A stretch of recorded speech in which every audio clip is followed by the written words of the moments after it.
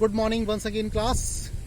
पिछले वीडियो में मैंने आपको chapter number 2 sports and nutrient बता रहा था, स्पोर्ट्स एंड न्यूट्रिशन बता रहा था। उसमें मैंने आपको balance diet, nutrition, nutrients, micro nutrients, macro nutrients and importance of nutrients, ये मैंने आपको बताया। अब आपको जो मैं कंटिन्यू करने जा रहा हूँ न्यूट्रिटिव कंपोनेंट्स। जैसे न्यूट्रिएंट्स हैं, न्यूट्रिएंट्स को ही हम न्यूट्रिटिव कंपोनेंट्स कह सकते हैं, तो इसमें कंफ्यूजन मत क्रिएट करिएगा। पहले मैंने आपको बताया था बैलेंस डाइट, दूसरा न्यूट्रिशन एक प्रोसेस है। न्यूट्रिएंट्स क्या है? वो एसेंशियल कंपोनेंट्स है जो हमारी बॉडी को जरूरत पड़ती है। तो ये न्यूट्रिटिव कंपोनेंट्स मैं आपको बताने जा रहा हूँ। तो सबसे पहले न्यूट्रिटिव कंपोनेंट्स होते हैं, कुछ न्यूट्रिटिव कंपोनेंट्स होते हैं और दूसरे होते हैं नॉन न्यूट्रिटिव कंपोनेंट्स। दोनों हमारी बॉडी के लिए जरूरी है।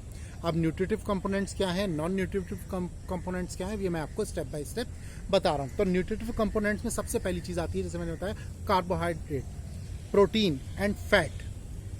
ठीक है, तो सबसे पहले मैं आपको बता रहा हूँ step by step vitamin and minerals. तो सबसे पहले हम कार्बोहाइड्रेट से पहले हम प्रोटीन को समझें। प्रोटीन क्या चीज़ है? प्रोटीन हमारी बिल्डिंग ब्लॉक्स हैं। जैसे किसी भी इमारत के बनने में ब्लॉक्स होते हैं, ब्रिक्स होती हैं, उसी तरीके से हमारी बॉडी को, मसल्स को रिकवर करने के लिए, हमारी सेल्स को रिकवरी देने के लिए, बहुत सारी सेल्स हमारी बॉडी में बनती हैं, बहुत सारी डैमेज होती हैं। सेल्स की रिकवरी के लिए, नई सेल्स को डेवलप करने के लिए, नई सेल्स बनने के लिए हमें प्रोटीन की ज़रूरत होती है। प्रोटीन हमारी सेल्स को बनाता है, सेल्स को जनरेट करता है, और ये प्रोटीन हमारी बॉडी को मस्कुलर स्ट्रेंथ के लिए, मस्कुलर पावर के लिए बहुत ज़रूरी है।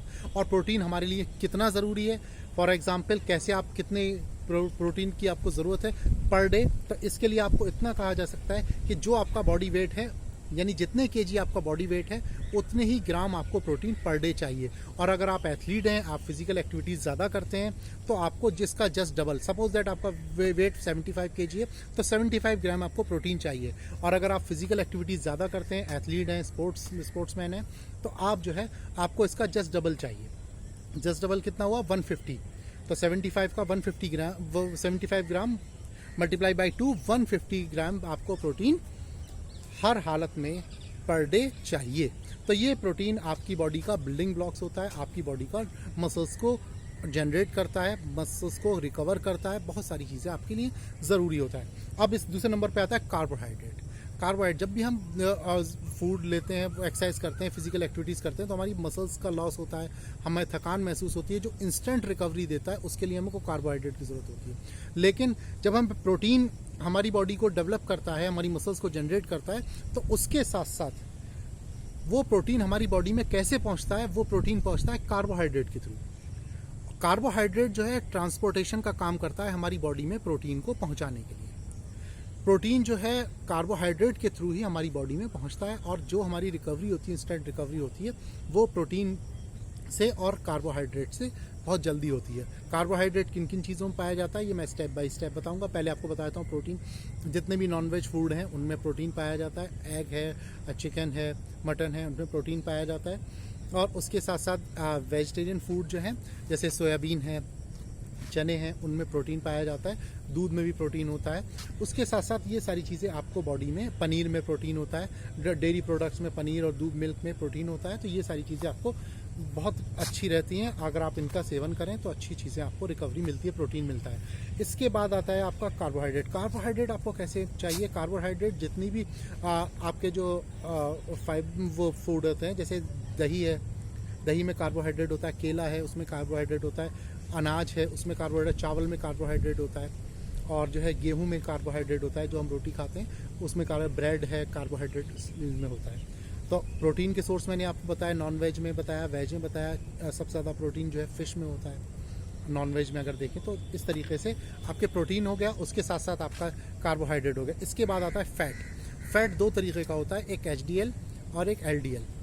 HDL हाई डेंसिटी लिपोप्रोटीन कहलाता है, वो हमारी बॉडी के लिए बहुत ज़रूरी है। और LDL लो डेंसिटी लिपोप्रोटीन, जो हमारी बॉडी को वो डेयरी प्रोडक्ट से मिलता है। और HDL जो हमारी बॉडी के लिए बहुत ज़रूरी है, high density lipoprotein. HDL means जो हमारे लिए बहुत इंपॉर्टेंट है, बहुत अच्छा है, जितना हम लें फैट वो हमारे लिए बहुत अच्छा है। HDL हाई डेंसिटी लिपोप्रोटीन, और ये सिर्फ जो होता है जैतून का तेल होता है उसमें पाया जाता है, और जो है सोयाबीन में भी थोड़ा बहुत कुछ क्वांटिटी में पाया जाता है। और जो अगर आप समझ लीजिए नॉनवेज में अगर आप आएँ तो सैल्मन ओमेगा मछली होती है सैल्मन नाम की, इसमें ये जो है HDL हाई डेंसिटी लिपोप्रोटीन पाया जाता है। ठीक है, तो सबसे अगर वेजिटेरियन वे में देखा जाए तो आपको जो है जैतून के तेल में आपको HDL हाई डेंसिटी लिपोप्रोटीन मिलता है।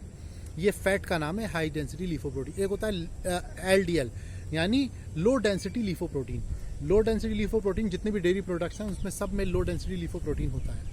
ठीक है, ये अगर क्वांटिटी बढ़ जाती है, ये हमारे लिए इतना ज़रूरी नहीं है जितना हमारे लिए HDL ज़रूरी है। इसकी क्वांटिटी हमें कम चाहिए, LDL की, HDL की क्वांटिटी ज़्यादा चाहिए।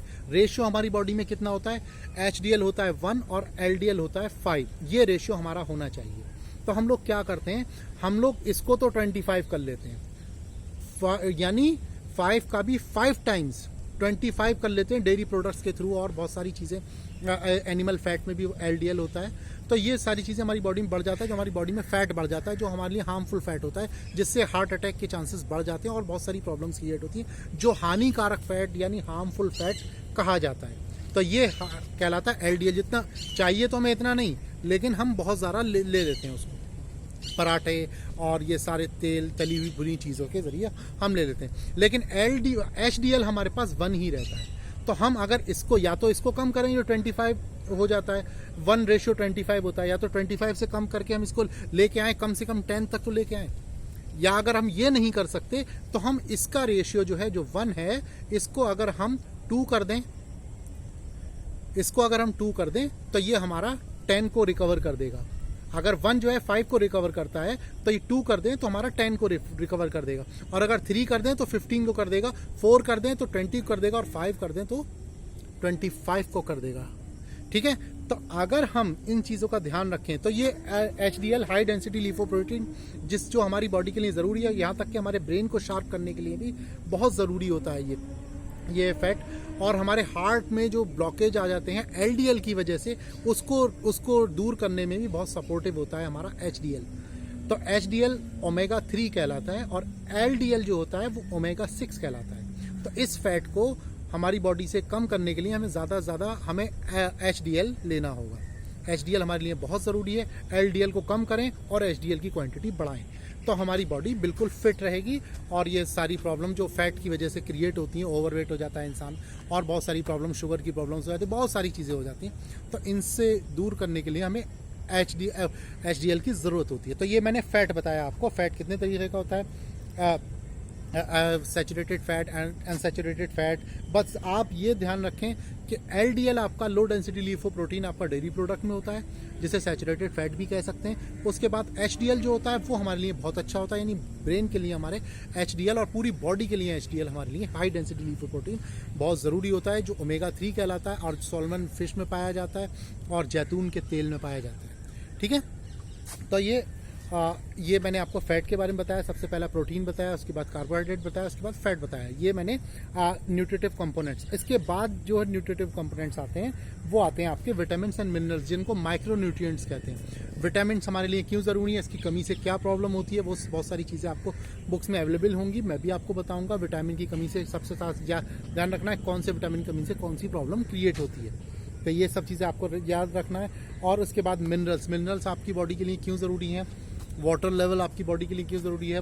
आजकल ये जो मिनरल वाटर का आपका चल रहा है, जबकि मिनरल उसमें होते नहीं है, वो तो बिल्कुल आपके लिए बेकार हो जाता है। लेकिन मिनरल्स वाटर नाम लिखा होता है, जबकि ये अब कोर्ट ने ये भी कह दिया कि आप इसको मिनरल वाटर नहीं लिखेंगे, इसका नाम चेंज करें। तो मिनरल्स हमारी बॉडी के लिए बहुत ज़रूरी हैं, उनकी अपनी क्वांटिटी होती है, उसकी अपनी ज़रूरत होती है।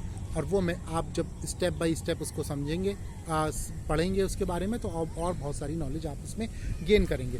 तो मैंने आपको क्या क्या चीज़ें बताई। फ़िलहाल आपको तैयार करना है न्यूट्रिटिव कंपोनेंट्स में कौन कौन से, प्रोटीन, कार्बोहाइड्रेट, फैट यानी मैक्रोन्यूट्रिएंट्स, और उसके बाद विटामिन एंड मिनरल्स। ये क्या चीज़ है, ये माइक्रो कंपोनेंट्स हैं, माइक्रोन्यूट्रिएंट्स हैं।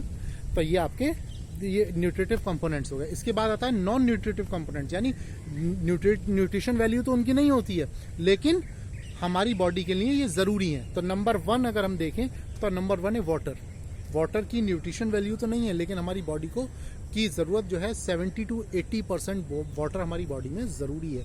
अगर वाटर लेवल कम होता है तो बहुत सारी प्रॉब्लम्स हमें बहुत फेस करनी पड़ती हैं।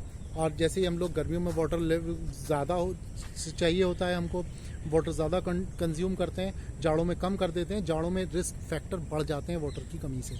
ठीक है, तो जाड़ों में भी अपने वाटर लेवल अपने बॉडी का बना के रखना चाहिए, हाइड्रेटेड रहना चाहिए। इसके बाद आता है आपका वाटर के बाद फाइबर।